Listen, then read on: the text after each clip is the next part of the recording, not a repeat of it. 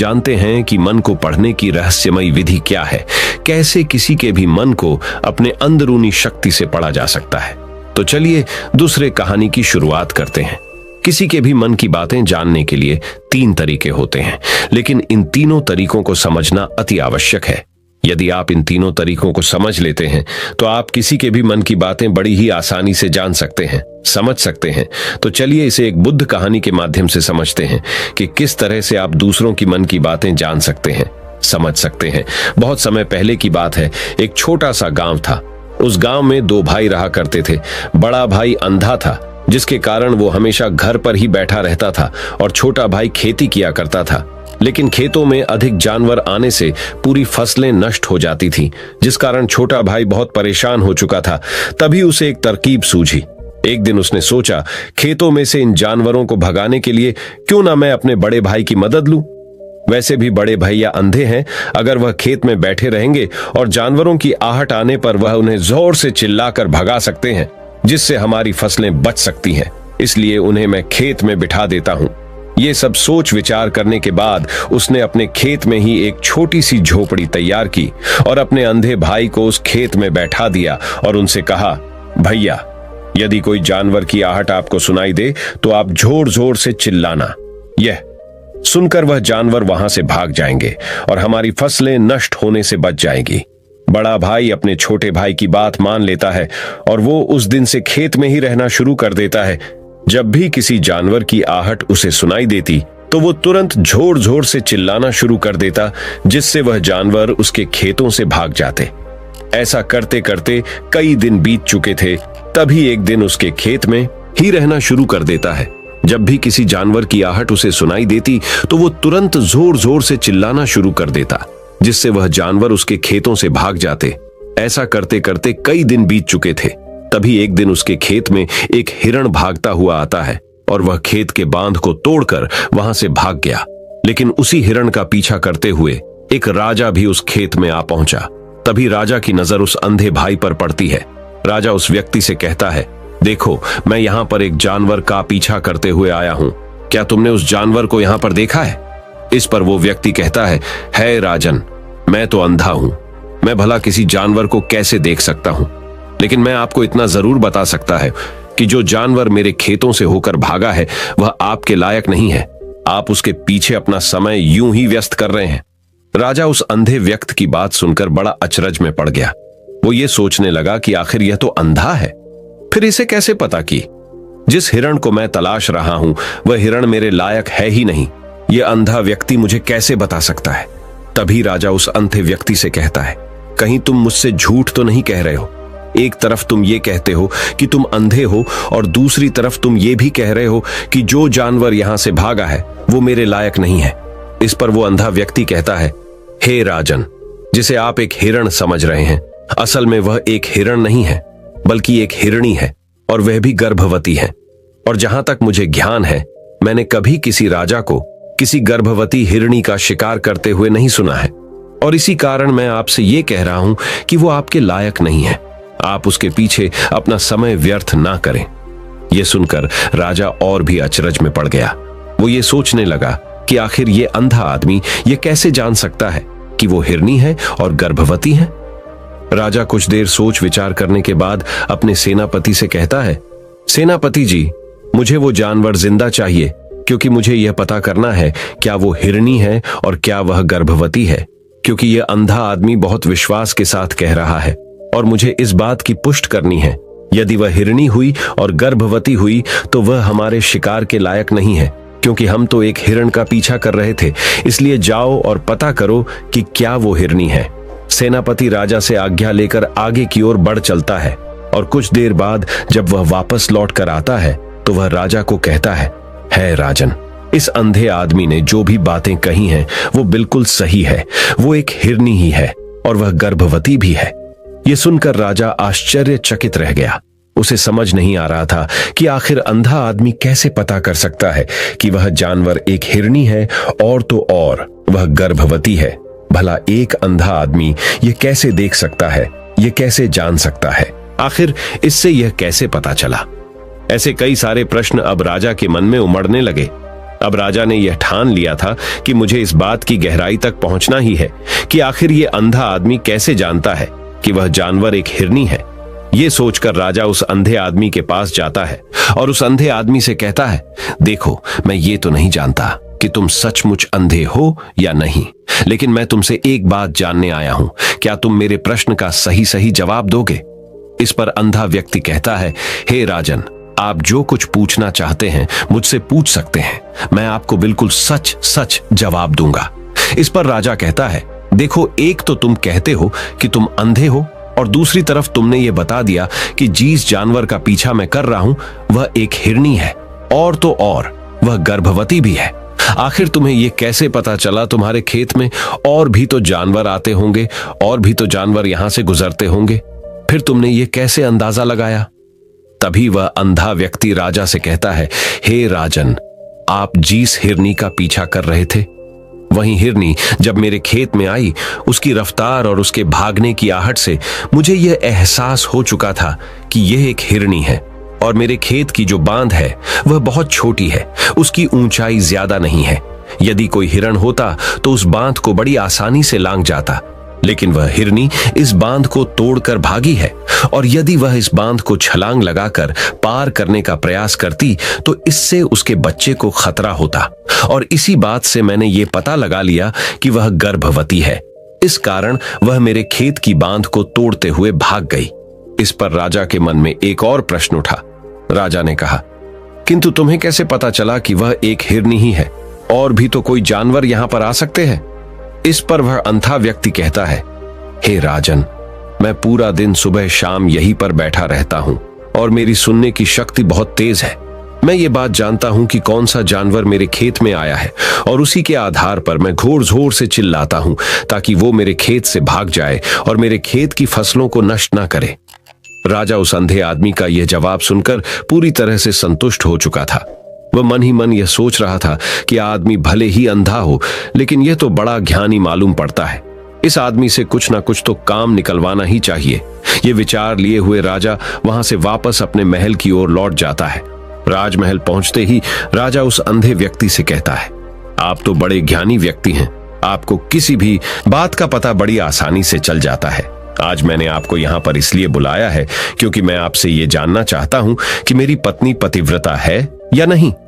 इस पर वो अंधा व्यक्ति कहता है, हे राजन, यह कैसा प्रश्न हुआ? इस पर राजा कहता है, मैंने आपसे बिल्कुल उचित प्रश्न किया है, मुझे इस प्रश्न का उत्तर दीजिए। इस पर वो अंधा व्यक्ति कहता है, हे राजन, ये सारी बातें जाने दीजिए। आपकी शादी को इतने साल बीत चुके हैं और अब आप ये बात क्यों जानना चाहते हैं? आपके मन में ऐसे प्रश्न क्यों उठ रहे हैं?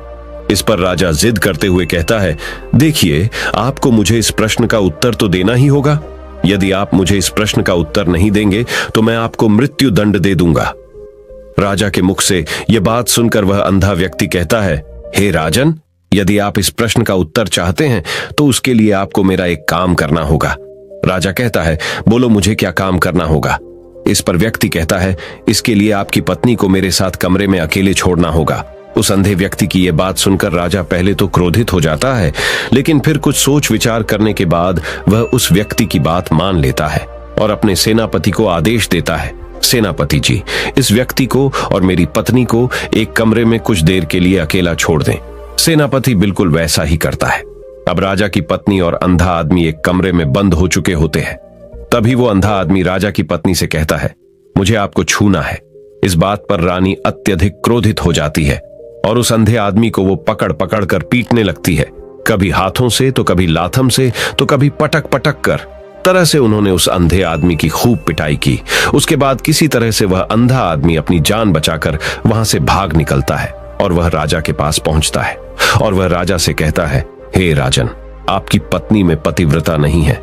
यह बात सुनकर राजा अत्यधिक क्रोधित हो उठता है और राजा अपनी तलवार निकालकर सीधा अपनी पत्नी की ओर जाता है और क्रोधित होकर वह अपनी रानी से कहता है, रानी जी, आज मैं जो भी सवाल आपसे करने वाला हूं उसका मुझे सच सच जवाब दीजिएगा, और यदि आपने एक शब्द भी झूठ कहा तो मैं आपका अभी के अभी सर धड़ से अलग कर दूंगा, तभी आगे बढ़े।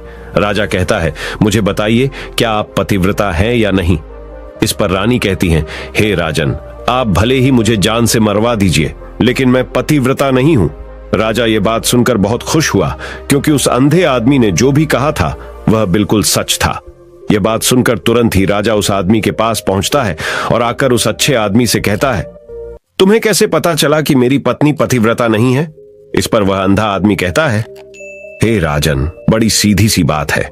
मैंने तो आपकी पत्नी से बस इतना ही कहा था कि मुझे आपको छूना है, और इस बात पर वह इतना क्रोधित हो उठी कि उन्होंने गुस्से में आकर मुझे लात घूंसों से पीटना शुरू कर दिया। और भला कोई औरत किसी और मर्द को कैसे छू सकती है? लेकिन उन्होंने ना आप देखा न ताव, बस लात घूंसे मुझ पर बरसाने शुरू कर दिए। वह भी तो एक छूना ही हुआ, और एक पतिव्रता नारी कभी भी पराये मर्द को नहीं छूती। जब मैंने उसे छूने के लिए कहा था तो वह उस वक्त मुझे मना कर सकती थी, लेकिन उन्होंने तो मुझे पीटना शुरू कर दिया, और देखते ही देखते उन्होंने मेरे पूरे शरीर को छू लिया। अब आप ही बताइए, ऐसी स्त्री भला पतिव्रता कैसे हो सकती है? इस पर राजा कहता है, तुम तो बड़े ज्ञानी मालूम पड़ते हो। अच्छा ठीक है, चलो तुम मेरे एक प्रश्न का और जवाब दो। यदि तुमने मुझे इस प्रश्न का सही सही जवाब दे दिया तो मैं तुम्हें यहां से जाने दूंगा। आगे राजा उस अंधे आदमी से कहता है कि तुम मुझे यह बताओ, क्या मैं सच में अपने पिताजी का ही बेटा हूं या फिर किसी और का? इस पर वह अंधा भी कहता है, हे राजन, इस बात से आपका क्या लेना देना? आप किसी की भी औलाद हो, आखिर आप हैं तो इस राज्य के राजा, इसलिए इस प्रश्न को जाने दीजिए। लेकिन राजा कहता है, नहीं नहीं, मुझ इस प्रश्न का सही सही जवाब चाहिए, अन्यथा यह प्रश्न मुझे हमेशा परेशान करता रहेगा, इसलिए मैं इसका सही सही जवाब जानना चाहता हूं। यदि तुम इसका सही सही जवाब दे देते हो तो तुम यहां से जा सकते हो, मैं तुम्हें नहीं रोकूंगा। इस पर वह अंधा आदमी कहता है, हे राजन, इसके लिए तो मुझे आपकी मां के पास भी जाने की कोई आवश्यकता नहीं है। मैं आपको अभी अभी ये बता सकता हूं कि आप किसकी औलाद हैं, लेकिन उससे पहले मैं चाहता हूं कि आप मुझसे एक वादा करें कि आप मुझ पर क्रोध नहीं करेंगे। राजन ने कहा, मैं तुमसे वादा करता हूं, मैं तुम पर क्रोध नहीं करूंगा। इसके बाद वह अंधा आदमी राजा से कहता है, हे राजन, आप हैं तो अपने ही पिता के पुत्र, लेकिन आप पर एक कंजूस सेठ की छाया पड़ी हुई है। यह सुन राजा बहुत क्रोधित हो उठा और वह तुरंत तलवार निकालकर अपनी मां के पास जा पहुंचा। वह वहां पर पहुंचने के बाद अपनी मां से कहता है, मां, मुझे सच सच बताइए, क्या मैं अपने ही पिता का पुत्र हूं या नहीं?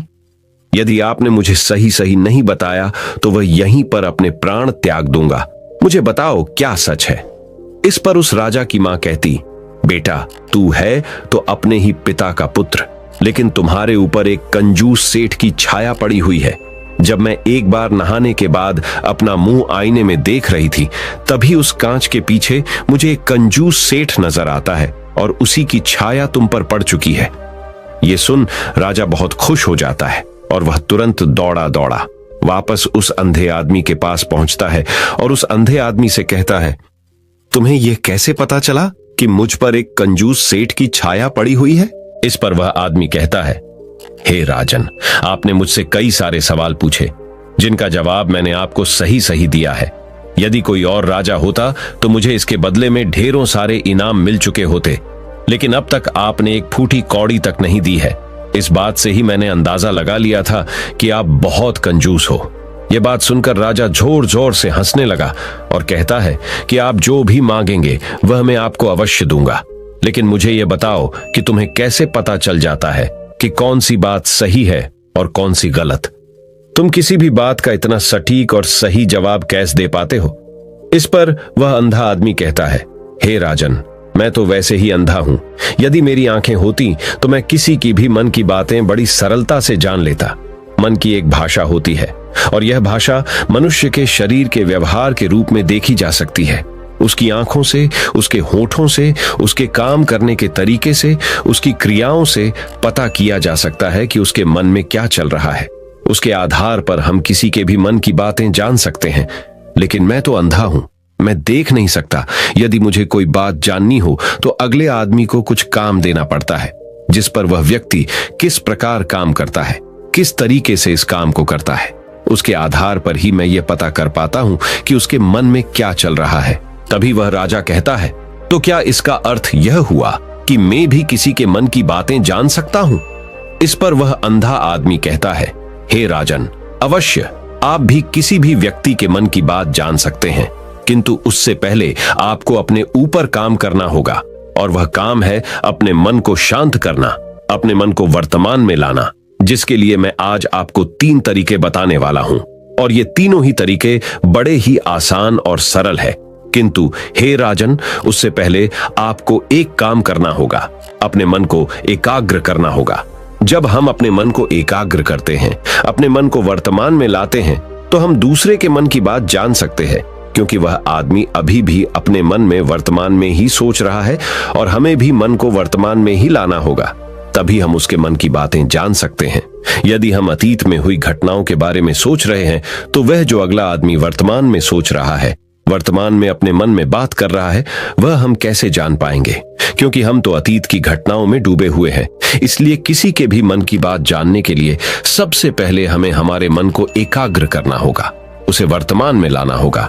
आगे वह व्यक्ति राजा से कहता है, हे राजन, जो 3 तरीके मैं आपको बताने वाला हूं, इन 3 तरीकों से बड़ी आसानी से किसी के भी मन की बातें जान सकते हैं। उसके बाद वह अंधा आदमी राजा से कहता है, हे राजन, जो सबसे पहला तरीका है वह है आंखों पर ध्यान देना। किसी व्यक्ति से बात करते वक्त उसकी आंखों में देखना, उसकी आंखों पर ध्यान देना, जो सबसे ज्यादा जरूरी है, क्योंकि आंखें बोलती नहीं पर बहुत कुछ कह जाती है। यदि हम किसी व्यक्ति की आंखों के इशारों को समझना सीख जाए, हम यह जान पाएंगे कि व्यक्ति के दिमाग में क्या चल रहा है, वो क्या सोच रहा है, और अभी वह क्या करने वाला। मेरे पास आंखें नहीं, लेकिन मैंने अपने गुरु से यह विद्या सीखी है, क्योंकि बहुत सालों पहले मेरे पास आंखें थीं, और मैं उस वक्त लोगों के मन की बातें केवल उनकी आंखों से ही जान लेता था। इसलिए यदि आप भी दूसरों की मन की बातें जानना चाहते हैं, तो आपको भी उनकी आंखों पर गौर करना चाहिए, जैसे कि उनका आकार कैसा है, वह कहां और किधर देख रहे हैं। यदि उसकी आंखें यहां वहां घूम रही है, जब आप उससे बातें कर रहे हैं, तो वहां वह इधर उधर मोड़ रहा है, कभी ऊपर तो कभी नीचे या कभी आसपास, या फिर उसकी आंखें खुश नजर आ रही हैं, या फिर आंखें निराश नजर आ रही है, जैसे कि चोर होता है। उसकी आंखों में जब हम देखते हैं, तो हमें यह पता चलता है कि अगले आदमी ने कोई गलती की है। ठीक उसी प्रकार जब हम किसी चालाक व्यक्ति की आंखों में देखते हैं, तो आपको पता चलेगा कि उसकी आंखों में एक भाषा होती है, एक बहुत ही सीधा और आसान तरीका होता है। यदि आपको यह पता लगाना है कि सामने वाला व्यक्ति आपसे झूठ कह रहा है या फिर सही, तो आपको उसकी आंखों पर ध्यान देना अति आवश्यक है। यदि आपसे बात करते वक्त वह व्यक्ति अपनी आंखें यहां वहां घुमा रहा है, ऊपर नीचे इधर उधर दाएं बाएं हर जगह देख रहा है, तो इसका अर्थ यह हुआ कि वह उस बात से निकलने का कोई रास्ता ढूंढ रहा है और कोई झूठ बना रहा है। यदि सामने वाला व्यक्ति आपसे कुछ झूठ कहने का प्रयास कर रहा है, तो वह आपसे नजर नहीं मिलाएगा, वह यहां वहां देखेगा, ऊपर नीचे देखेगा, लेकिन वह आपकी आंखों में आंखें डालकर कभी नहीं देख पाएगा, क्योंकि उसे डर है कि यदि उसने आपकी आंखों में आंखें डालकर देखा, तो उसका झूठ पकड़ा जाएगा और लोगों को सच्चाई का पता चल जाएगा। और इसी प्रकार कुछ और भी भाषाएं होती हैं। जब आप किसी की आंखों में आंखें डालकर यह देखना शुरू कर देंगे कि उसके हाव भाव क्या है, ठीक उसी प्रकार चेहरे के हाव भाव होते हैं, जिससे हम मन की बातें बड़ी आसानी से समझ सकते हैं, और इन्हें भी समझना बहुत जरूरी है। कभी कभी कोई व्यक्ति अपने चेहरे से जैसे आंख, होंठ और बहुत से कुछ अलग अलग व्यवहार करता है। यदि आप किसी व्यक्ति के चेहरे में गौर करेंगे, तो आप आसानी से समझ पाएंगे कि वह व्यक्ति निराश है। जब व्यक्ति बहुत उदास है, या फिर वह बहुत खुश है, या फिर उससे कोई बहुत बड़ा दुख है, वह अपने अंदर क्या महसूस कर रहा है, ये सारी बातें हम उसके चेहरे के हाव भाव से पता कर सकते हैं। फिर चाहे इंसान जुबान से कुछ बोले या ना बोले, लेकिन आप उसके चेहरे से सब कुछ पता कर सकते हैं। आगे व्यक्ति राजा से तीसरा तरीका बताते हुए कहता है, हे राजन, इसी प्रकार तीसरी भाषा भी है, अर्थात तीसरा तरीका भी है, और वह है हाथों के इशारे और शरीर का व्यवहार। मन की बात समझने के लिए हमें हाथ के इशारे और शरीर के व्यवहार को समझना बहुत आवश्यक है। कोई व्यक्ति जब बात करता है, तो आपने देखा होगा कि वो अपने हाथों को हिलाता रहता है, अपने हाथों से इशारा करता रहता है। बातों के साथ साथ अपना शरीर का जो व्यवहार है, अर्थात बॉडी लैंग्वेज, उसका भी पूरा उपयोग करता है, जिससे हमें यह पता चल पाता है कि वह व्यक्ति हमारी बातों पर कितना ध्यान दे रहा है और उसके मन में क्या चल रहा है। शरीर के व्यवहार को देखने के लिए उसके हाथ मटकाने, शरीर मटकाने और चेहरे पर बार बार हाथ लाल, हाथों का एक दूसरे से मसलना, ऐसी बहुत सी क्रियाएं होती हैं। उस पर हमें ध्यान देना अति आवश्यक है। मन की बात को समझने के लिए हमें शरीर के व्यवहार को भी समझना पड़ता है। यदि हम इन 3 तरीकों को सही तरीके से ध्यान देकर इन 3 तरीकों को अच्छे से समझ लेते हैं तो हम बहुत जल्दी किसी भी व्यक्ति के मन की बातें बड़ी सरलता और सहजता से जान सकते हैं। इसलिए यदि आपको किसी के मन की बातें जानी है तो आपको उसकी आंखों पर, उसके चेहरे पर, उसके शरीर के हाव भाव को और उसके हाथों को ध्यानपूर्वक देखना और समझना होगा, जिससे आप यह समझ पाएंगे ये आखिरकार उसके मन में क्या चल रहा है और वह क्या सोच रहा है। लेकिन उनसे पहले आपको अपने मन को एकाग्र करना होगा, शांत करना होगा और अपने मन को वर्तमान में लाना होगा। तभी आप उस व्यक्ति की इन सभी क्रियाओं पर ध्यान दे पाएंगे, उन्हें समझ पाएंगे। अन्यथा आप यदि अतीत की घटनाओं में व्यस्त हैं, भविष्य की योजनाओं में व्यस्त हैं, तो आप उस व्यक्ति के हाव भाव पर कभी ध्यान ही नहीं लगा पाएंगे और ना ही आप कभी यह समझ पाएंगे कि आखिर उस व्यक्ति के मन में क्या चल रहा है, वह क्या सोच रहा है। आपने देखा होगा कि ऐसे कई बड़े संत महात्मा हैं जो बड़ी ही शांति से आपको देखते हैं और आपको देखकर ही ये बता देते हैं कि आपके मन में क्या चल रहा है, आप उनसे क्या जानने आए हैं। और इसका सबसे बड़ा प्रमुख कारण यही है कि वह आपको पढ़ सकते हैं, आपको समझ सकते हैं, आपकी मन की बातें जान सकते हैं, क्योंकि उनका मन एकाग्र है, शांत है और यही कारण है कि वह आपके मन की बातें बड़ी सरलता से समझ जाते हैं। तो दोस्तों, उम्मीद करता हूं इन 2 कहानियों से एक अच्छी सीख मिली होगी। ये कहानी आपको कैसी लगी हमें कमेंट बॉक्स में कमेंट करके जरूर बताएं और इस कहानी को अपने दोस्तों के साथ जरूर शेयर करें ताकि उन्हें भी इस कहानी से कुछ सीखने को मिल सके।